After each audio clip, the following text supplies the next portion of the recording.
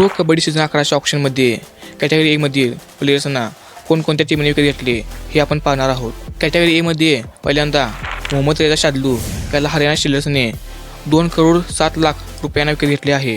त्यानंतर फजल अताजली याला बेंगाल वॉरियर्सने 50 लाख रुपयांना विकत घेतले आहे। त्यानंतर कॅटेगरी एमध्ये पवन शेरावत याला तेलुगू टायटन्सने 1,72,00,000 रुपयांना विकत घेतले आहे। त्यानंतर सुनील कुमार याला यू मुंबाने 1,15,00,000 रुपयांना विकत घेतले आहे। त्यानंतर मनिंदर सिंग याला 1,15,00,000 रुपयांना बेंगाल वॉरियर्स या टीमने रिटेन केले आहे व प्रदीप नरवाल याला बेंगळुरू बुल्सने 70 लाख रुपयांना विकत घेतले आहे। त्यानंतर सचिन तंवर याला सर्वात जास्त पेडिंग केले होते, याला तमिल थरावाजने 2,15,00,000 रुपयांना विकत घेतले आहे।